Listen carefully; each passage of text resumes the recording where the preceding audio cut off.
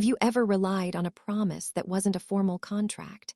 Let's explore how the law handles situations where fairness matters.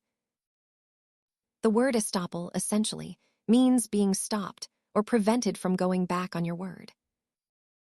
To prove promissory estoppel, you generally need these three elements to be met in a court of law.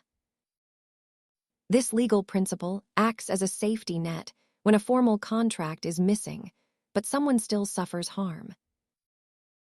While contracts require something of value to be exchanged, promissory estoppel focuses on the fairness of the promise itself. Proving a case without a written document is significantly more difficult, which is why written agreements are always preferred. Always remember that relying on a handshake is risky. Documentation is your best protection in any financial or business dealing. Thanks for watching. Understanding these concepts helps you navigate legal risks. Please consult a qualified attorney for specific advice.